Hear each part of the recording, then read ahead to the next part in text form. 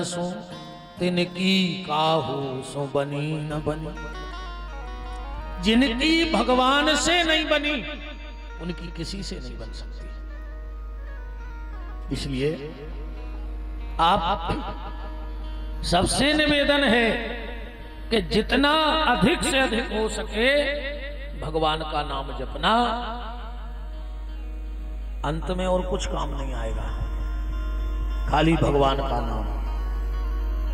जैसे बन जाए भाव कुभाव अनख आलसहु, नाम जपत मंगल दिशि दश। देखो भैया, करेंट को चाहे मन से पकड़ ले चाहे बिना मन से, वो तो लग है। जहर चाहे मन से पी ले चाहे बिना मन के पी ले, मर जे हो। ऐसा ही जो भगवान को ना हुआ है, चाहे मन से ले हो चाहे बिना मन से ले हो, पर तर जे हो जा गारंटी है। और धीरे ही धीरे तो भैया आदत बना थे रे, अबे दिखावे ही में करो। चैतन्य महाप्रभु जी ने एक बड़ी अच्छी बात कही है। महाप्रभु जी कह रहे हैं कि झूठा खेले सच्चा होई, ओ सच्चा खेले बिरला कोई। ये भक्ति का खेल अगर झूठा भी खेलोगे तो एक ना एक दिन सच हो जाएगा। गोस्वामी तुलसीदास जी ने भी बड़ी प्यारी बात कही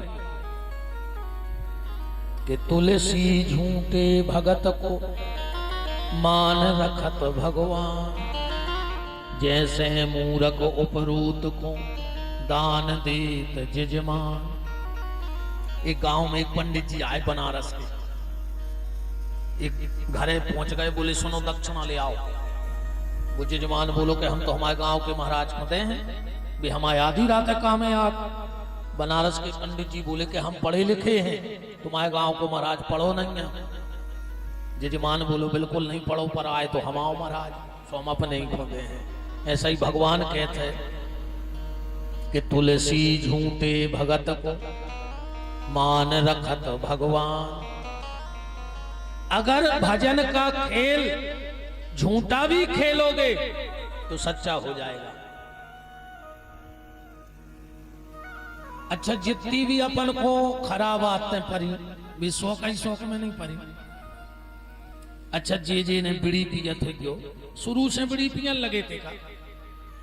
पहले कुमड़ा की बोले रगड़ी पी है, कुमड़ा की बोले।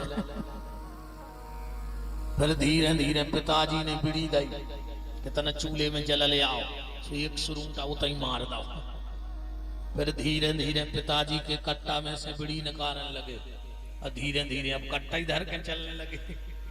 ऐसा ही आदत पड़ी ना। जर्दा जितने भी लोग खाते हो शुरू से खाने लगे। पहले सुपारी मीड़ के खाते, फिर तना पत्ता दबान लगे, आप पूरा ही गुटखा भरने लगे मुंह में। ऐसे ही ये भजन है। अच्छा, कई लोग कहते कि भजन करें तो क्या फायदा। आज को आदमी फायदा पहले देखा है ना, कि भजन करें तो क्या फायदा। दारू पिए में क्या फायदा, फिर भी पी रहा है। बीड़ी पिए में क्या फायदा, फिर भी पी रहा है। जर्दा खाए में क्या फायदा, फिर भी खा रहे। और भजन भी बिना फायदा को कर ले। और ऐसा तो हो ही नहीं सकता कि भजन करो वो फायदा नहीं हो। शौक के लिए करो, दिखावे के लिए करो, इसलिए भजन करो, इसलिए मंदिर जाओ। तो गांव के लोग कहें कि बहुत बड़ो धर्मात्मा है, हर रोज को मंदिर जाते, एक ही लाने जाओ। धीरे धीरे ऐसी आदत बनेगी, ऐसी आदत बनेगी कि जब तक ठाकुर जी का दर्शन नहीं कर लोगे तब तक नींद नहीं लगेगी।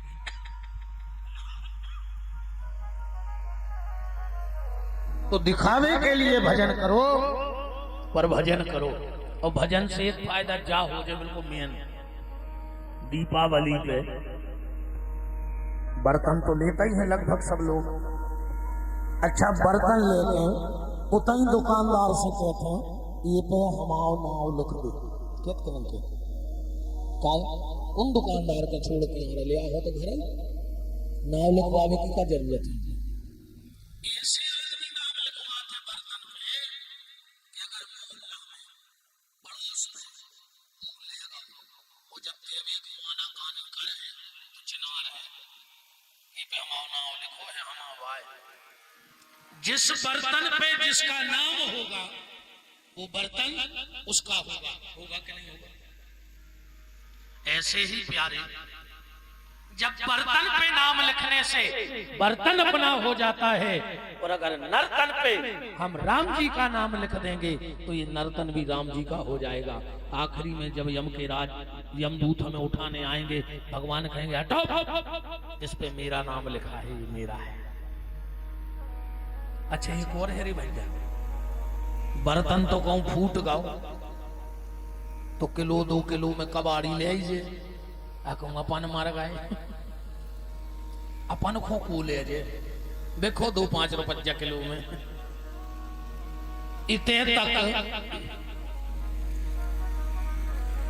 पहले हिरन की गर्दन पकवा के आदमी घर में लगा ले तो बुकरिया की खाल पटा के तबला मड़ो जा ढोलक गिलेरी मर जाए आदमी भूसा भर के शोकेस में डाल ले।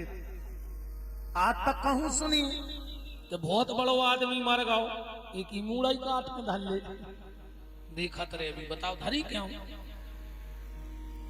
हाथन के दांत के खिलौना भात भात के मिर्गन की खाल मुनि संतन को भाई है। चेरी की खाल कछु पानी भर लात है पर मानस की खाल कछु कामे न आते है।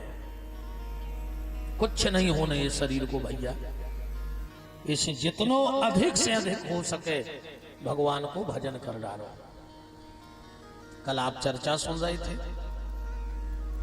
भगवान का जन्म हुआ और रातों रात भगवान मथुरा से गोकुल पहुंच गए। योग माया का जन्म हो चुका था। जब भगवान जन्म लेने लगे तो योग माया से कहा कि योग माया तुम्हें हमारे साथ जन्म लेना है।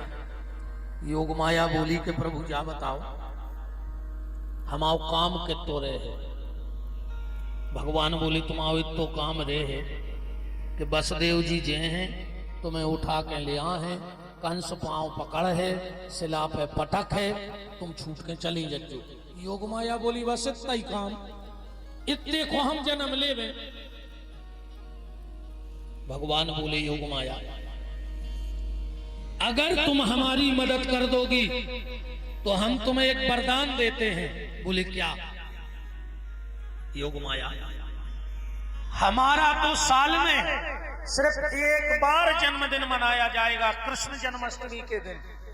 और ये कई दिन कही है कि नंद के आनंद भयो जय कन्हैया लाल की, हाथी दीनो घोड़ा दीनो और दीनी पाल की। पर योग माया अगर तुमने हमारा साथ दे दिया तो तुम्हारा साल में 2 बार उत्सव मनाया जाएगा और हमारा एक दिन का तुम्हारा साल में 9 दिन का उत्सव मनाया जाएगा। हमारे लिए तो सिर्फ एक बार कहा जाएगा कि जय कन्हैया लाल की, पर तुम्हारे लिए साल में 2 बार 9 दिन कहेंगे जय माता की, जय माता की, जय माता की। इसलिए नवरात्रि कितनी बार आती है? 2 बार। पर विद्वान एक बात और सुन लो वरना कहो कि 2 ही बार की कह दी। 4 बार नवरात्रि आती है साल में, 2 गुप्त नवरात्रा और 2 जागृत नवरात्रा। 4 नवरात्रि होती हैं साल में, 2 गुप्त में होती हैं जिसमें साधक साधना करते हैं।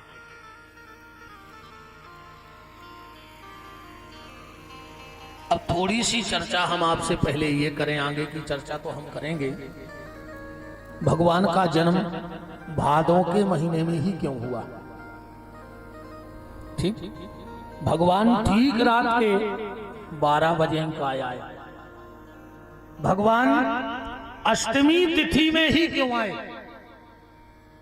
भगवान जेल में क्यों आए? और मेन बात जो आपसे करना चाहता हूं वो ये है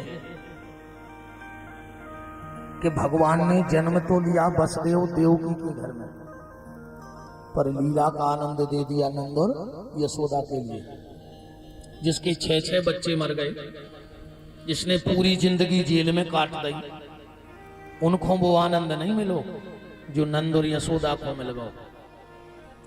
तो ऐसा कौन सा पुण्य था, ऐसा कौन सा सत्कर्म था कि भगवान जन्म तो लेते हैं वसुदेव देवकी के घर में और लीला का आनंद देते हैं नंद और यशोदा के लिए? इन सारे प्रश्नों का पहले हम लोग उत्तर ढूंढ लें और फिर आगे की चर्चा करेंगे। भगवान भादों के महीने में इसलिए आए, ध्यान से सुनना। संस्कृत में भद्र माने होता है आनंद। भद्र माने आनंद। कहां लिखा है? यजुर्वेद में लिखा है। पंडित जी लोग जब पूजा कराते हैं तो ज्यादातर पंडित जी यहीं से पूजा चालू कराते हैं। जब स्वस्ति वाचन पढ़ते हैं तो ओम भद्रं कर्णेभिः शृणुयाम देवा भद्रं पश्येमाक्षभिर्यजत्रा स्थिरैरङ्गैस्तुष्टुवागुं सस्तनूभिर्व्यसेमहि देवहितं जदायुः। भद्र माने आनंद। रामायण में भी लिखा है कि भगवान कैसे हैं? आनंद स्वरूप। जो आनंद सिंधु सुख राशि, सी करते त्रैलोक सुपासी, सो सुख धाम राम असनाम।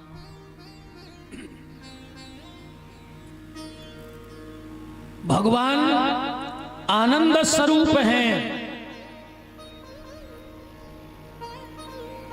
तो भादों के महीने के पहले कौन सा महीना आता है? भादों के महीना के पहले कौन सा महीना आता? बैसाख। बैसाख नहीं आता, चेत आत है काय? हम भूल गए यार, मेरे को खबर ही नहीं है का यार। अच्छा, जेठ के बाद भादो नहीं आता, कातक के बाद आठ कहा है ना? नहीं आता, जेठ के बाद आठ है। भादो कौन महीना के बाद आता? जेठ के बाद नहीं आता। श्रावण के महीने के बाद में आता है भादो का महीना। ऐसे ही है, बस यही बात पकड़ लियो सो कथा को सार खोलिए। अगर श्रावण का महीना नहीं आएगा तो भादों का महीना नहीं आएगा। ऐसे ही जब तक भगवान की कथा को श्रवण नहीं करोगे तब तक आनंद रूपी परमात्मा कभी मिल ही नहीं सकता है।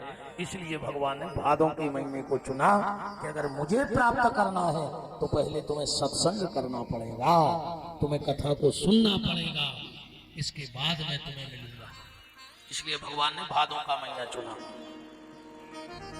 अष्टमी तिथि क्यों चुनी भगवान ने? अच्छा, राम जी आए थे नौवीं तिथि में। राम जी नौवीं तिथि में आए और भगवान अष्टमी तिथि में आए।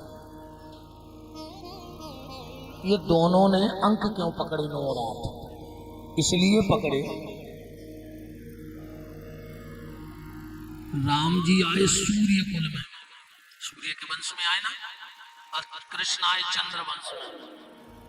तो दोनों ने अपने अपने वंश की छाप लगा दी, इसलिए अंक पकड़ा।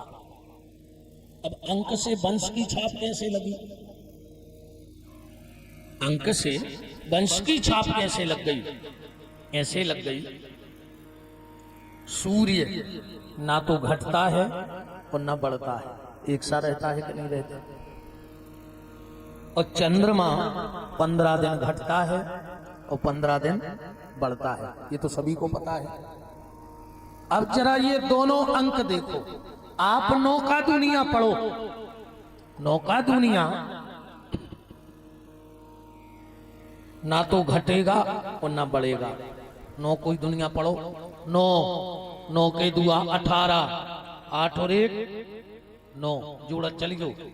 9 तिया 27, 7 और 2 9 चौको 36, 3 और 6 9 पंचा 45, 4 और 5 9 छक्के 54, 4 और 5 9 7 63, 6 और 3 9 8 72, 7 और 2 9 9 81, 8 और 1 और 9 धाम 90।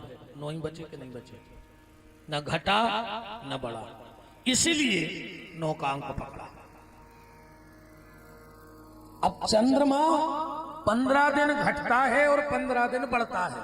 अब तना 8 को दुनिया पढ़ो।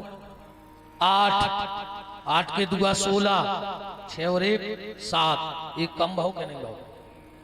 8 3 24, 4 और 2 6, फिर एक कम भाव के नहीं भाव।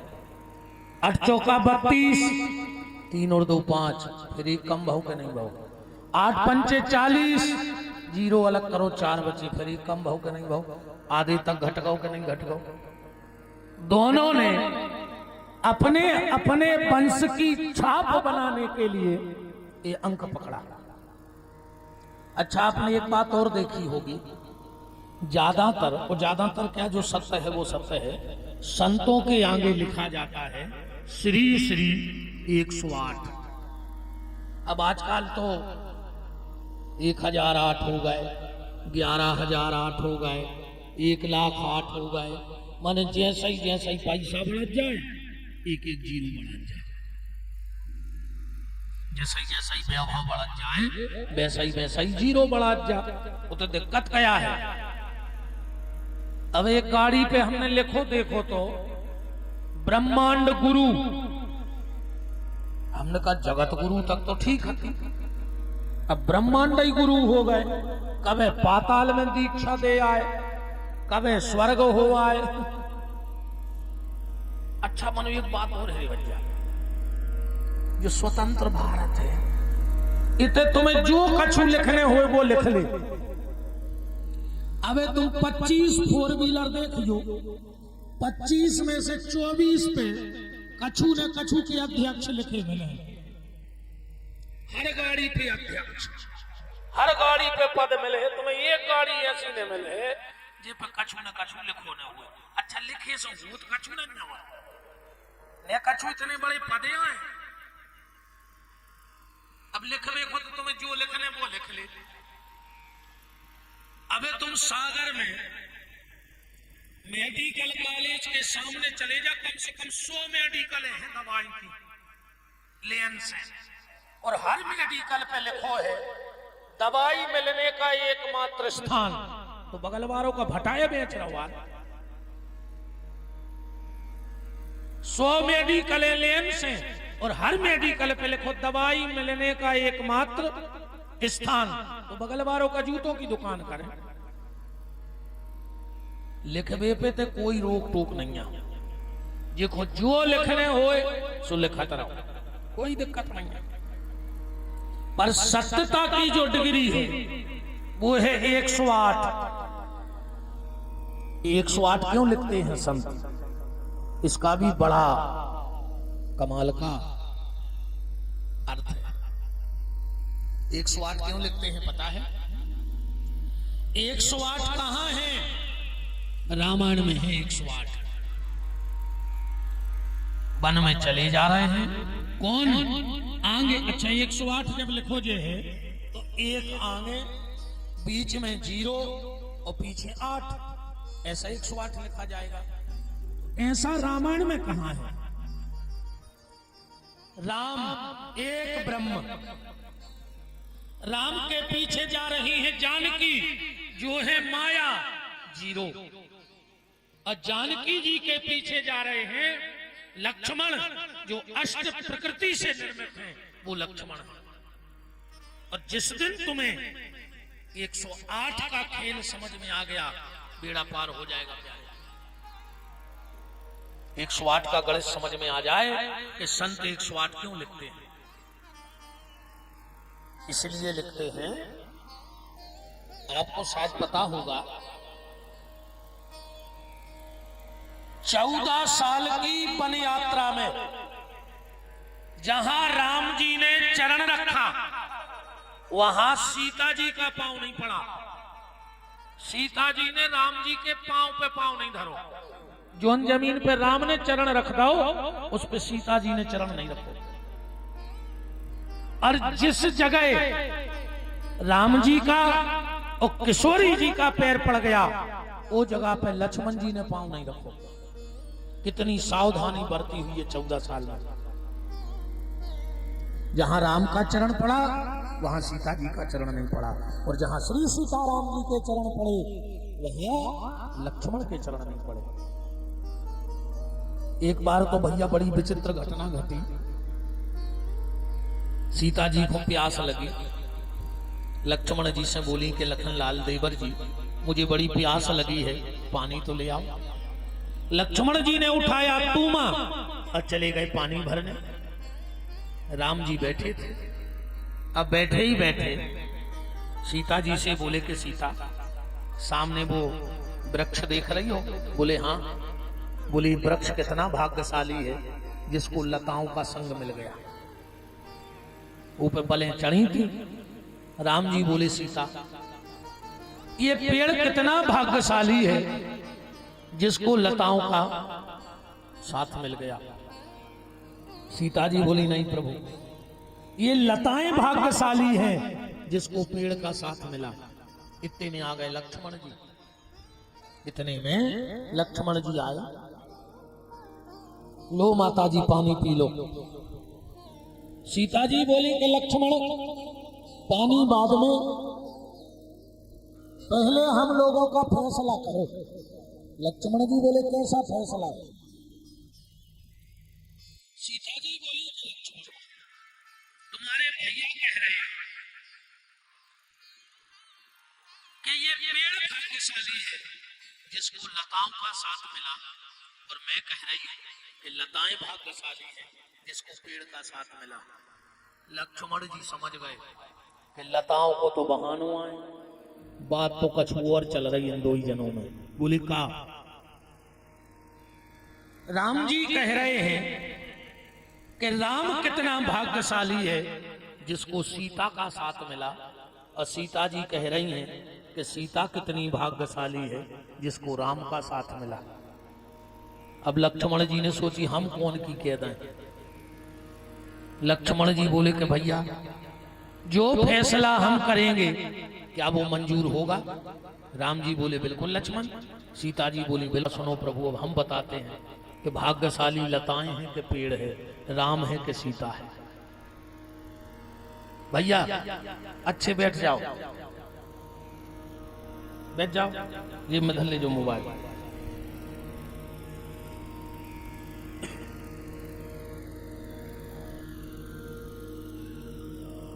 लक्ष्मण जी ने कहा प्रभु सुनो, ये पेड़ भाग्यशाली नहीं है जिसको लताओं का साथ मिला। सीता जी ने सोची अब तो हम ही जीत गए। खुश हो गई सीता जी। इतने में लक्ष्मण जी बोले के ना ये पेड़ भाग्यशाली है ना ये लताएं भाग्यशाली हैं। भाग्यशाली तो वो है जो दोनों की छाया में आकर के बैठ गया है। मतलब न राम भाग्यशाली है न सीता भाग्यशाली है। भाग्यशाली तो ये लक्ष्मण है जिन पे दोनों की छत्र छाया हो गई है, जिन पे दोनों की कृपा हो गई है। अब बात सिर्फ ये करनी है आपसे कि लक्ष्मण जी ने सीता जी के चरण पे चरण नहीं रखा, ना राम के चरण पे चरण रखा। क्यों? क्योंकि लक्ष्मण जी सीता जी के पीछे चलते ही नहीं हटे। मतलब वे माया के पीछे भागता ही नहीं थे। लक्ष्मण जी सीता जी के पीछे कबू नहीं चले के तो ये तरफे चलती के ये तरफे अगल बगल पीछे नहीं चलते। कैसे भी जानत कि अगर माया के पीछे चले हैं तो राम कबू न मिले। इस अगल बगल अच्छा पीछे चलती तो केली माया दिखाती, आगे को राम ने दिखाते। पर जब ये बगल और ये बगल चल रहे तो तिरछे में दो ही दिखा रहे, राम और सीता। जो ही हमें तुम्हें करना है। एकदम माया के पीछे न भगो, ना जिंदगी में करो राम में मिले तो क्या करो, अगल बगल अगल बगल, ये में दो ही पे नजर बनी रहे, राम पे भी और सीता पे भी, माया पे भी और भगवान पे भी। अगल बगल क्या है? अबे बस कारो लगो है, सुनाए खुआ जा, पंडाल में बैठ जा, कथा सुन ले।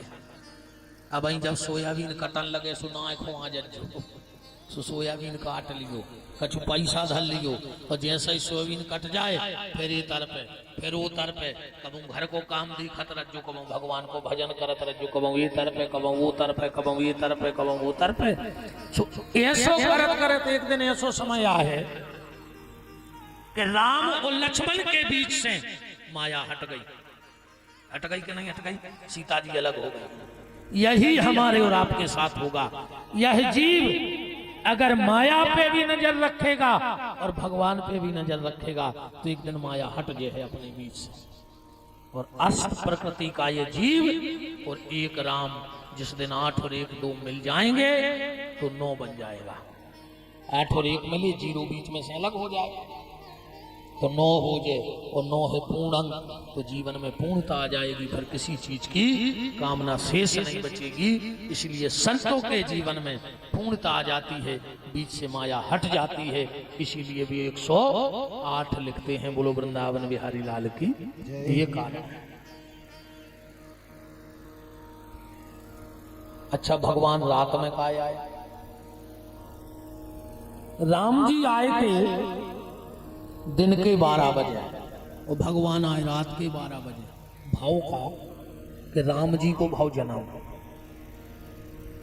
कौशल्या जी ने अच्छा किया श्रृंगार और पल्ला में स्वाद और राम जी को। सूर्य नारायण ने विचार किया कि देखें तो कि हमारे कुल में भगवान आए हैं तो एक बार दर्शन तो करें। और जो सूर्य नारायण राम जी का दर्शन करने गए और जो राम जी पे नजर मारी और राम जी ने भी तिरछी नजर कर दी। 1 महीना को दिन होगा, 1 महीना तक रथांगे नहीं बड़ो सूर्य को।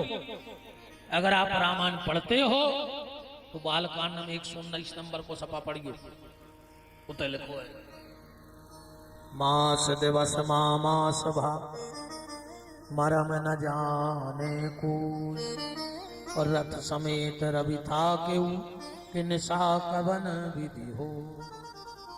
उतना ये चौपाई भी लिखी है, कौतुक देख पतंग भुलाना, मास दिवस कहु जात न जान। 1 महीने का दिन हो गया, रात नहीं हो रही। चंद्रमा लुकत छिपत बैकुंठ पहुंचो, भगवान से हाथ जोड़ के बोलो कि प्रभु हमें तुम्हारे दर्शन करने हैं। भगवान बोले कि चली जा, अयोध्या में जन्म होगा हमारा। चंद्रमा बोलो कि सूर्य नारायण बड़ा ही नहीं रहे और हमारी है रात की ड्यूटी। जब सूर्य बढ़ेंगे तब तो हम जाएंगे। आप सूर्य से कहो कि वो आगे बढ़ जाए। भगवान बोले देखो चंद्रमा, हम सूर्य वंश में आए हैं और सूर्य हैं हमारे बड़े, तो हम उनको आदेश नहीं दे सकते। चाहे वे 1 महीना को दिन बनाए और चाहे 1 साल को दिन बनाए। चंद्रमा बोलो मतलब हमें दर्शन नहीं मिल। भगवान बोले चंद्रमा दर्शन की तो पक्की नहीं कह सकते, पर एक वरदान दे रहे तुम्हें आज। बोले कौन सा? भगवान बोले चंद्रमा मेरा जन्म तो हुआ है सूर्य वंश में, पर आज के बाद लोग हमें तुम्हारे नाम से जोड़ देंगे। राम जी का जन्म किस वंश में हुआ? सूर्य वंश में। और जयकारा क्या लगता है? बोलो रामचंद्र भगवान की जय हो। राम सूर्य भगवान की कोई नहीं कहता, रामचंद्र भगवान की। चंद्रमा बोलो कि मोह की बात नहीं, 100 बकी 1 लिखी, तुम तो लिख के दो कि तुमने अपने नाव से हमें जोड़ो है।